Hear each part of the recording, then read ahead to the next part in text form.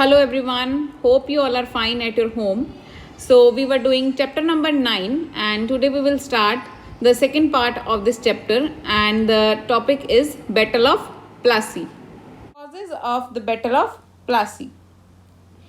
Clive recovered Calcutta on 2nd January 1957 and Siraj was forced to sign the Treaty of Alinagar. Conceding all their demands, now he wanted the pliant Nawab to look after the throne.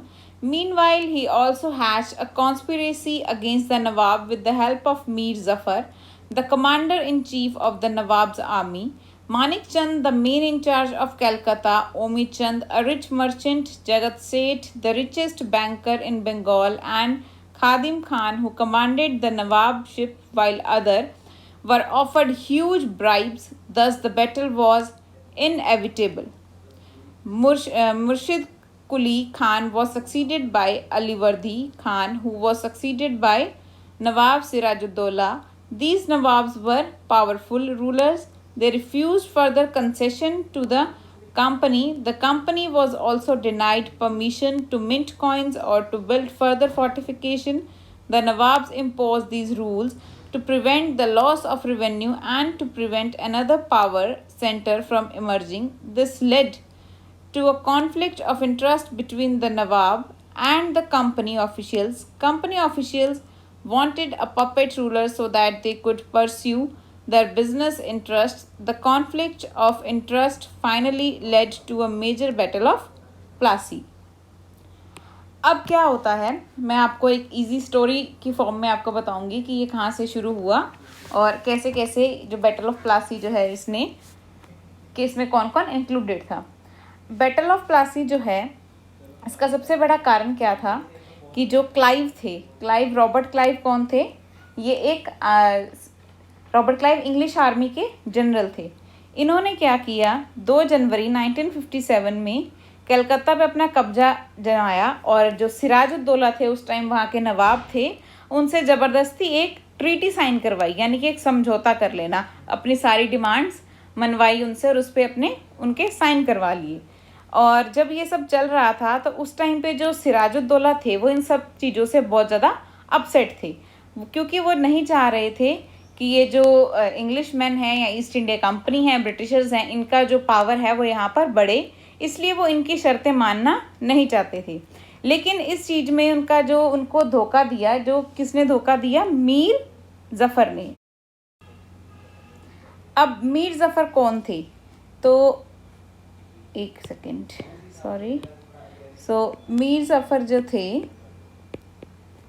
वो थे army के commander. Mir Zafar जो हैं वो army के commander थे. किनकी army के? सिराजुद्दौला की आर्मी के कमांडर थे मीर ज़फ़र. और इन्होंने सिराजुद्दौला को धोखा दिया. धोखा कैसे दिया?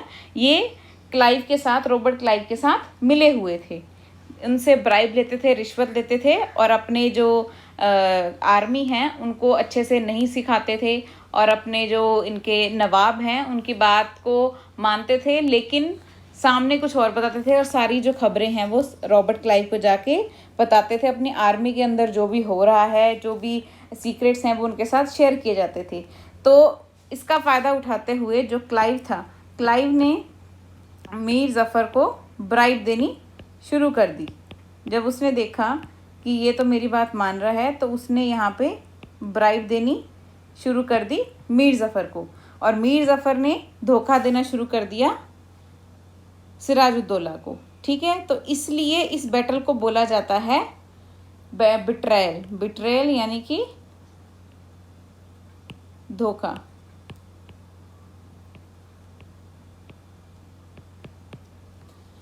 तो इस तरह से ये जो पहला कॉज था ये यही था, पहला कारण यही था कि जो उसके खुद के अंदर के लोग थे सिराजुद्दौला की आर्मी के, वो जो है वो बाहर इंफॉर्मेशन लीक करते थे और जो आर्मी चीफ्स हैं, जो इंग्लिश आर्मी मैंस हैं, ब्रिटिश आर्मी हैं, उनकी तरफ से जो उनके कमांडर हैं उनसे ब्राइब लिया करते थे. लेकिन इनके साथ साथ कुछ उनके और भी लोग थे जिनके नाम इनमें मेंशन है, जैसे कि मानिक चंद जो कि कलकत्ता के इंचार्ज थे, मेन इंचार्ज थे. ओमी चंद एक बहुत बड़े मर्चेंट थे, यानी कि व्यापारी थे। जगत सेठ थे जो कि रिचेस्ट बैंकर थे उस टाइम के बंगाल के।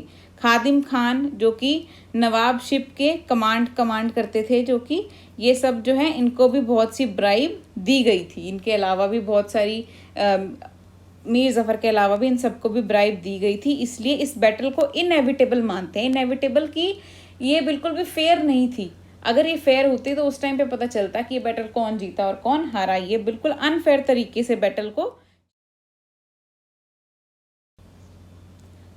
और दूसरा कारण क्या जाता है, जैसे कि मुर्शिद कुली, अलीवर्द खान और नवाब सिराजुद्दौला, ये बहुत ही पावरफुल नवाब हुआ करते थे उस टाइम के, बहुत पावरफुल रूलर्स थे। इन्होंने क्या किया था, कंपनी को कोई भी आगे कॉइन बनाने के लिए मना कर दिया था, परमिशन नहीं दे रहे थे उन्हें कोई भी कॉइन बनाने की, और अदर फोर्टिफिकेशन की परमिशन नहीं दे रहे थे। फोर्टिफिकेशन क्या होती है, फोर्टिफिकेशन होती है कि फर्दर कोई भी बिल्डिंग बनाना या अपने डिफेंस के लिए कुछ चीज़ें करना, तो उसके लिए अपनी परमिशन देना इन्होंने बंद कर दिया था। तो इसलिए जो कंपनी है, जो ईस्ट इंडिया कंपनी के ऑफिसर्स थे, वो बहुत ज़्यादा अपसेट थे और वो ऐसा चाह रहे थे कि हमारे अंडर, जो हम जिसके अंडर काम करें या जिससे हम काम करवाएं, वो हमारे पपेट हो। पपेट यानी कि कठपुतली हूँ, हम जो उन्हें कहें वो वैसा ही करें। लेकिन ये जो नवाब्स थे ये उस तरीके से नहीं चल रहे थे, ये मना कर रहे थे उन्हें करने के लिए।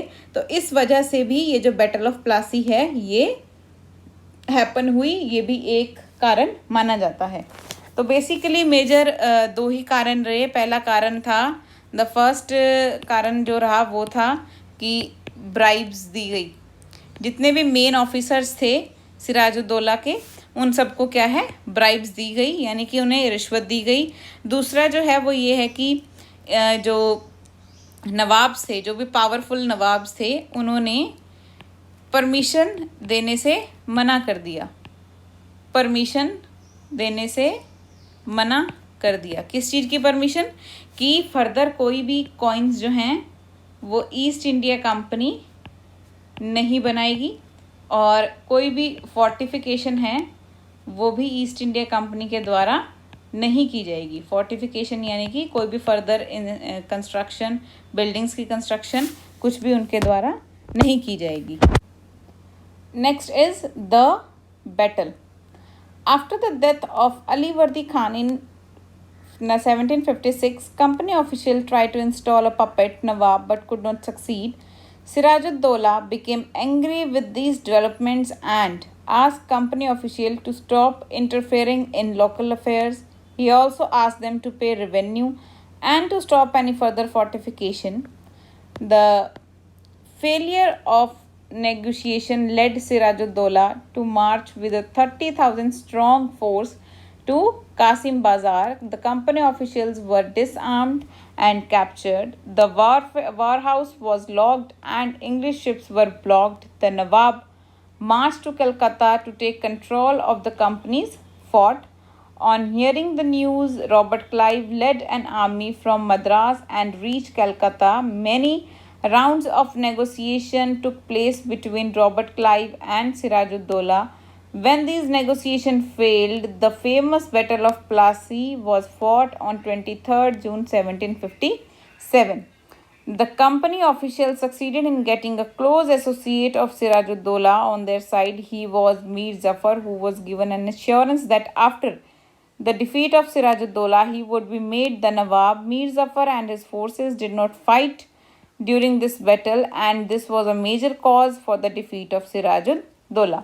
अब क्या हुआ था बैटल में कि जो मीर जफ़र थे वो, आप मैंने पहले बताया कि वो ब्राइब लेते थे, वो रिश्वत लेते थे, ब्रिटिशर्स थे, जिसके कारण कि उनका नुकसान हो रहा था, जो कि सिराजुद्दौला थे।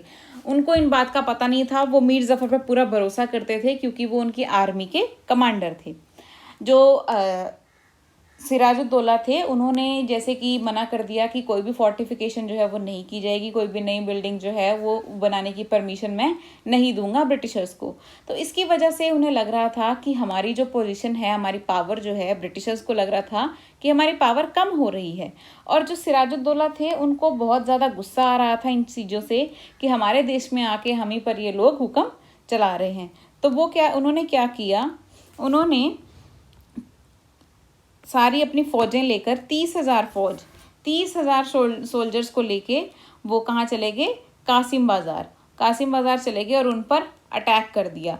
वहाँ पे जो कंपनी के जितने भी ऑफिशियल्स थे उनको कैप्चर कर लिया और उनको अटैक कर लिया और वो डिसआर्म कर दिया, यानी कि कोई भी हथियार उनके पास नहीं छोड़ा।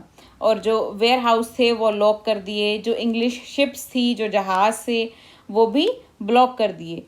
तो इस तरह जो नवाब थे वो कलकत्ता मार्च करते हुए आ गए और जो कंपनी का फोर्ट था, जो इंग्लिश फोर्ट थे, किले बने हुए थे, उन पर भी अपना कब्जा जमा लिया। तो ये सब जब चल ही रहा था, जो जैसे ही ये न्यूज़ रॉबर्ट क्लाइव को मिली तो क्लाइव ने क्या किया, क्लाइव अपनी सारी की सारी आर्मी लेके कहाँ पहुँच गया, वो मद्रास में था। वो मद्रास से कहाँ गए, जो क्लाइव थे, रॉबर्ट क्लाइव थे, वो मद्रास से आ गए कलकत्ता सारी अपनी आर्मी को लेके। और इनके बीच में, दोनों के बीच में सिराजुद्दौला और क्लाइव के बीच में बहुत बहस हुई।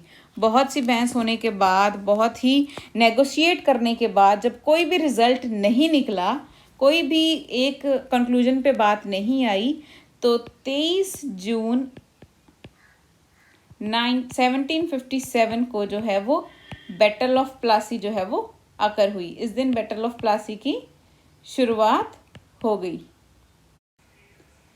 अब जो बैटल की शुरुआत है वो हो चुकी थी और कंपनी ऑफिशियल्स यानी कि जो ब्रिटिशर्स थे, जो रॉबर्ट क्लाइव की आर्मी थी, वो पूरी की पूरी टक्कर दे रही थी सिराजुद्दौला की आर्मी को।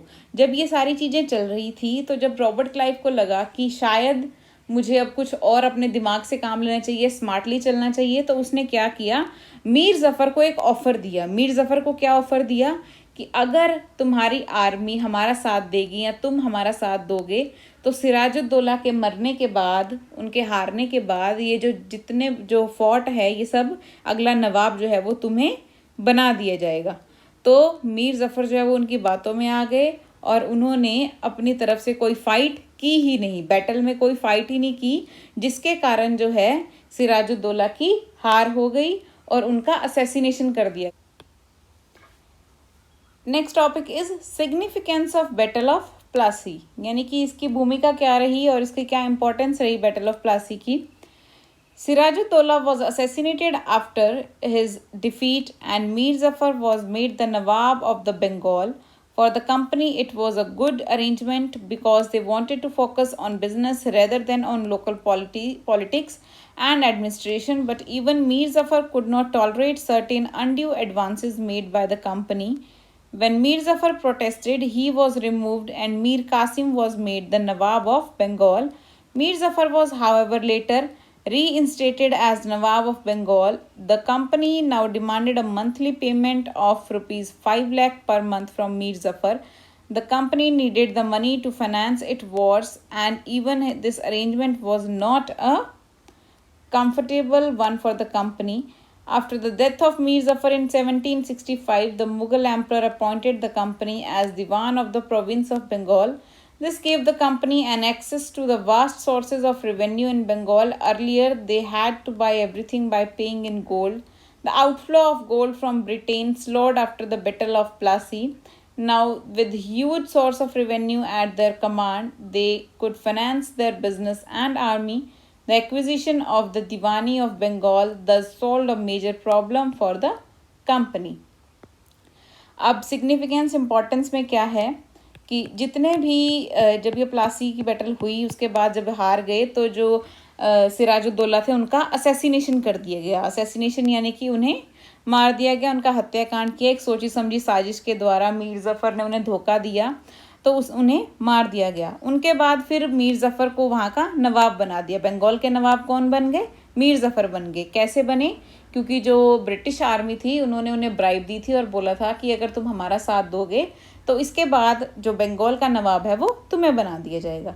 तो जब वो बंगाल के नवाब बन गए तो कंपनी के लिए बहुत ही अच्छा हुआ। अच्छा क्यों हुआ? कि उन्हें लगा कि अब ये हमारा पपेट है, ये हमारे हाथ की कठपुतली है, हम जो कहेंगे ये वही करेगा, हमें किसी भी चीज़ से नहीं रोकेगा, हमें हर चीज़ की परमिशन ईजिली मिल जाएगी और हम जो है अपने बड़े बड़े बिजनेस पे और अपने आर्मी पे कंसंट्रेट करेंगे, फोकस उस पर रखेंगे, ना कि इन छोटे मोटे लोकल पॉलिटिक्स में और इनकी एडमिनिस्ट्रेशन में।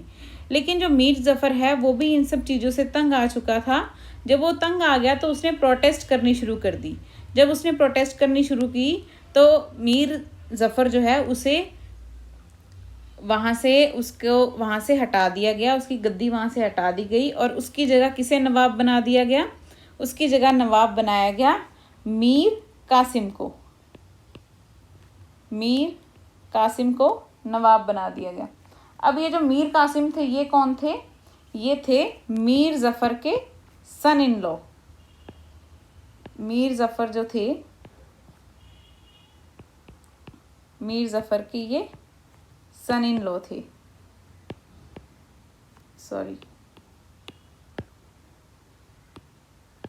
सन in law of Mir Jafar. तो जब मीर ज़फ़र ने बहुत सारी प्रोटेस्ट करनी शुरू करी तो उसे हटा के मीर कासिम को वहाँ का बंगाल का नवाब बना दिया गया। और जो मीर ज़फ़र थे कुछ टाइम बाद फिर दोबारा से मीर ज़फ़र को वहाँ पे बंगाल का ही नवाब बना दिया, मीर कासिम को हटा दिया। और अब उसे दोबारा से वहाँ का बंगाल का नवाब बनाने के लिए ब्रिटिशर ने क्या शर्त रखी थी कि हमें हर महीने ब्रिटिशर्स को क्या चाहिए था? 5 लाख रुपए का टैक्स जो है वो हर महीने मीर ज़फ़र से कलेक्ट करते थे। और ये पैसा जो है वो कहाँ पे लगा रहे थे? वॉर में। उस टाइम पे वॉर चल रही थी तो ये वॉर पे ये सारा पैसा लगा रहे थे। ये अरेंजमेंट जो है कंपनी के लिए कंफर्टेबल नहीं भी थी किसी तरीके से, क्योंकि बहुत से पैसे की शॉर्टेज आ रही थी। तो जब मीर ज़फ़र की मीर ज़फ़र की 1765 में डेथ हो गई थी। 1765 में मीर ज़फ़र की डेथ हो गई। उसके बाद कंपनी ने क्या किया? मुग़ल एम्परर थे उसको वहाँ का प्रोविंस बना दिया बंगाल का। और इसकी वजह से कंपनी को बहुत फ़ायदा हुआ। अब कंपनी को क्या करना पड़ता था?